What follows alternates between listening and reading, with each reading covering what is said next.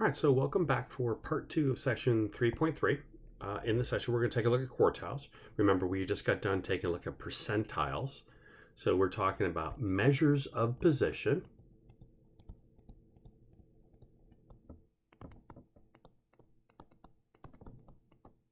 Okay. And measures of positions are numerical values that give a specific location within a data set. Okay. So quartiles are a type of those. We have quartiles 1, 2, and 3, Q sub 1, Q sub 2, Q sub 3, the first quartile, the second quartile, and the third quartile. And what those quartiles do is they divide the data set into 4 groups with about, again, this about is kind of like the about for percentiles, about 25% of the values of the data in each group. So if we had a number line, and so think about a number line, and if our data ranged from here to here, and we broke it up using 3 positions, a Q1, a Q2, and a Q3, then what that would represent is on each of these intervals, this would be about 25% of the data. From Q1 to Q2 would also be about 25% of the data. From Q2 to Q3 would also be about 25% of the data. And then from Q3 all the way up to the top would be the last 25% of the data. Okay, so that first quartile, Q1, that first quartile, it separates that bottom 25% from that top 75%. Okay. The second quartile, Q2, it's also the same as the 50th percentile, but it's also the median, because what it does is it separates the bottom 50 from the top 50. Okay? Because if you think about Q2 right here in the middle, how much is below it? Well, 25 here and 25, 50% below, 50% above. Third quartile, what does that do? Q3 third quartile, it's the 75th percentile. It separates out that bottom 75% from that top 25%. Okay? Now, just as with percentiles, there's not a universal agreement on the procedure for finding quartiles. Sometimes if you use like Excel to find a quartile or your calculator to find a quartile, you might get slightly different values. Right?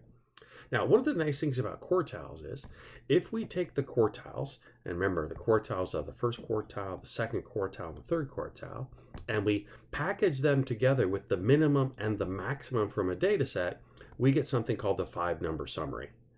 And what the 5-number summary does is it gives us 5 important values for a data set, and then later it's going to give us a way to make a graph, a unique graph for that data set. All right, so here's my data set. I would like to use this data set and find the 5-number summary of this data. Okay, now 2 values I know right away. I know that this one and this one are my min and my max. So when I'm calculating the 5-number summary, remember that's the minimum, the first quartile, the second quartile, also called the median, the third quartile, and the max.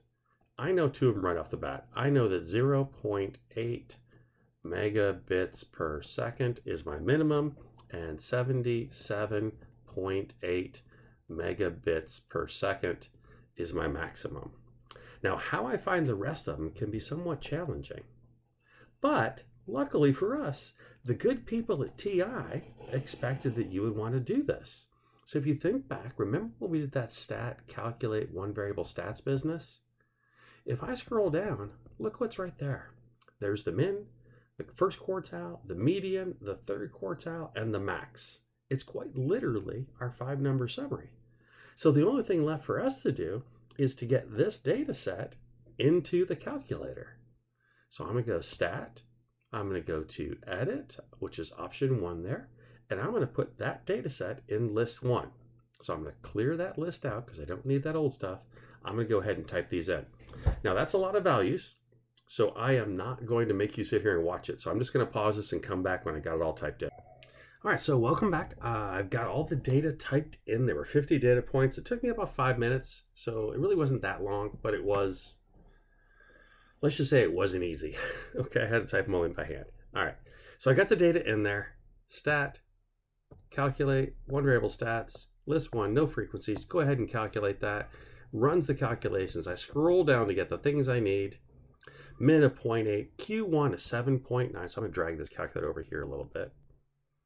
Q1 of 7.9 megabits per second, median of 13.9 megabits per second, and a Q3 of 21.5 megabits per second. All right, so I'm going to drag this back over here, kind of where I want it. And then I'm going to minimize. Okay, so there's my 5-number summary that tells me information. It tells me that if I read this, the lowest speed was 0.8 megabits per second. It tells me that about 25% of the time, 25% of the data, it was 7.9 megabits per second or lower. About 50% of the time, it was 13.9 megabits per second or lower. About 75% of the time, it was 21.5 megabits per second or lower, and the highest recorded speed was 77.8 megabits per second. And so that would be looking at these and reading these for the lowers. If I did it again for the uppers, I would say, oh, 7.9 Q1 means that 75% of the time we had speeds faster than 7.9. The median is 13.9, so I would say that 50% of the time the speed was 13.9 or higher. Q3 is 21.5, so I would say that 25% of the time it was 21.5 megabits per second or higher. So I can read it either way. Okay? I could use Q1 and Q3 and say that the middle 50% of the data was between 7.9 megabits per second and 21.5 megabits per second. So there's lots of different ways I can read this, but every time I read it, it's based upon those 25, 50, 75, those breaks in the data set that the Q1, the median, Q2, and the Q3 tell us. Right? Now, the graph that I can make from that 5-number summary is called a box plot. It's also sometimes referred to as a box and whisker plot or a box and whisker diagram.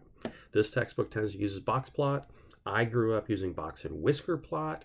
I've never heard anyone actually call it a box and whisker diagram, but I guess you could call it that. We'll just talk about what they do. So what the idea behind a box and whisker plot is that we want to take that 5-number summary that we found right there, and we want to make a graph out of it. The way that we do that is we construct our 5-number summary. We create a line segment that extends at least from the minimum to the maximum value for the data. We construct a box, a rectangle, extending from Q1 to Q3, and draw a line in the box from the value at Q2, the median. And then we add on the whiskers at the ends. The whiskers will be the min and the max for our data. Right? So I'm going to go ahead and draw my box and whisker plot. Now, I can't see both the blank space I put down here for the example and the 5-number summary at the same time. So I'm actually going to draw it up here in this blank space. My lowest is 0.8, my highest is 77.8. So I'm going to draw out a number line, and I'm going to mark it from 0 to 80. That puts 40 in the middle. That puts 20 about there, and that puts 60 about there. There's our 10, there would be 30, there's 50, there's 70. Okay? And now I'm going to start drawing the box of the box and whisker plot. The box of the box and whisker plot extends from the Q1 to the Q3. So Q1 is 7.9, so that's 10, so 7.9 will be over here somewhere. And Q3 is 21.5, so that's going to be over here somewhere. So there's my box of my box and whisker plot.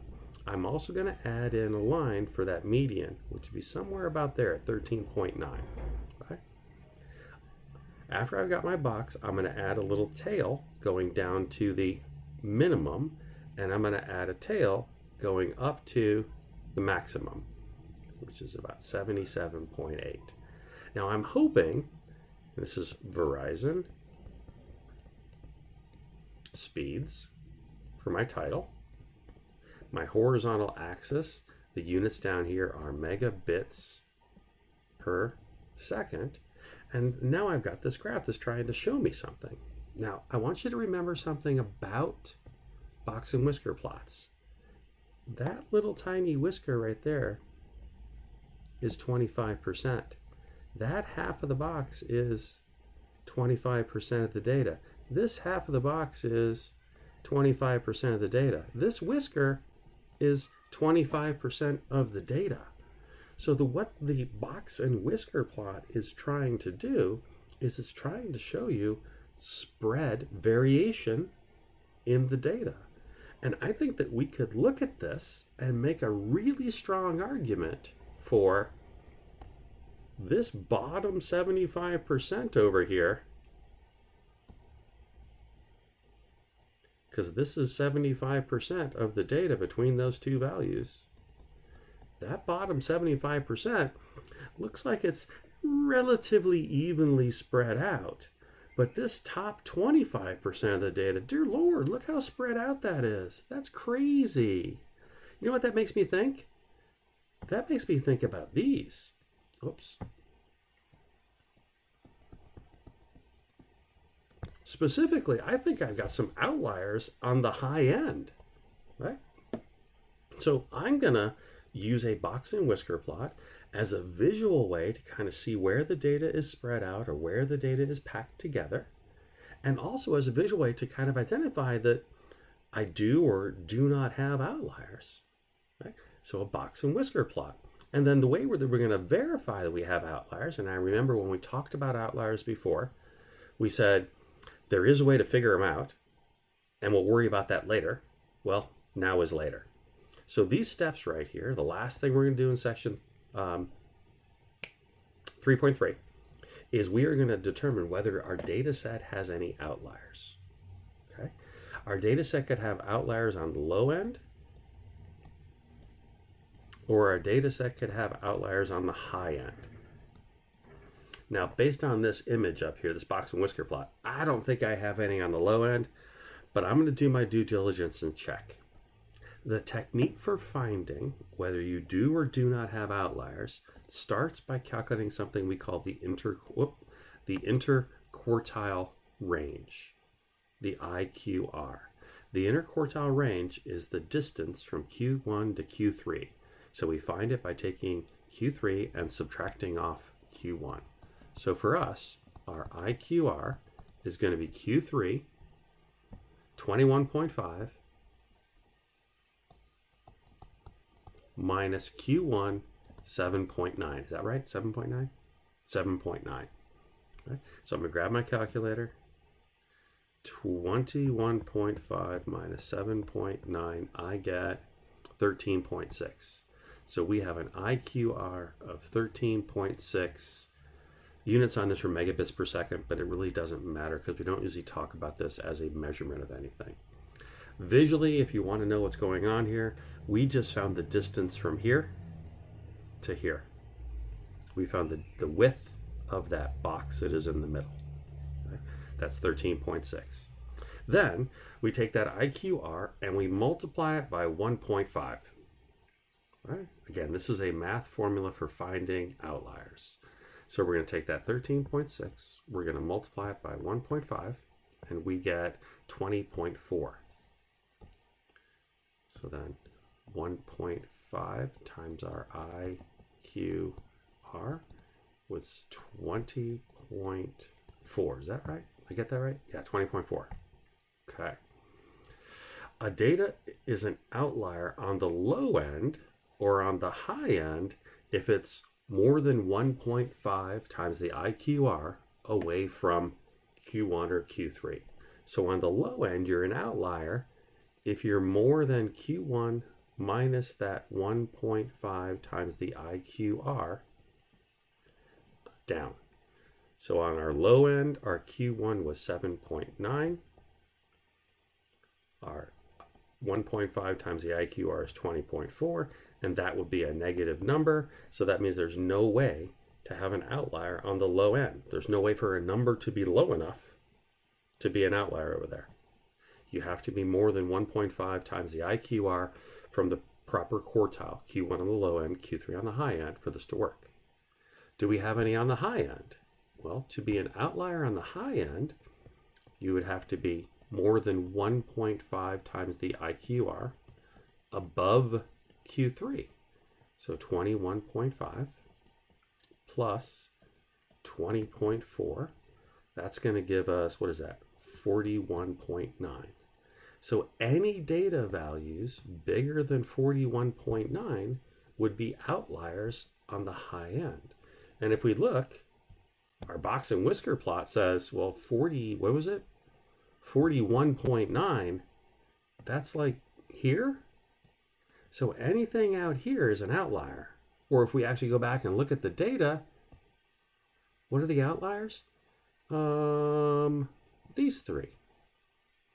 Because those are the only, these four, sorry.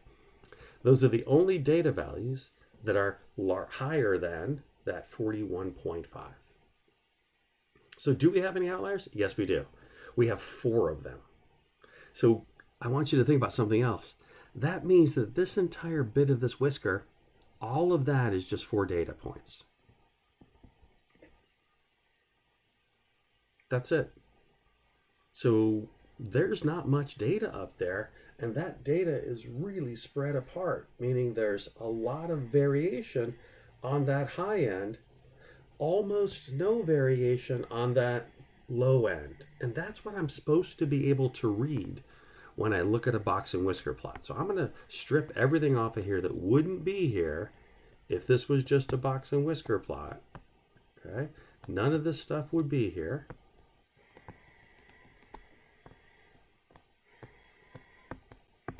Let me see if I can make it all go away. There we go. And we would just have this to look at. And our job is to be able to look at that graph and go, okay, I know what that means. I know that this value down here, I know that's the min. I know that's Q1. I know that's the median of this data set. I know what this guy is on the high end. I know what this thing is. I know how to interpret it. And I think my pen just died. Let me pause this. All right, well, it looks like my pen died on me and I can't get it to work. So luckily, that is the end of this section. So I'm going to say goodbye for now, and I'll see you back here for chapter 4. Have a great night, or day, or morning, or whatever time you're listening to this.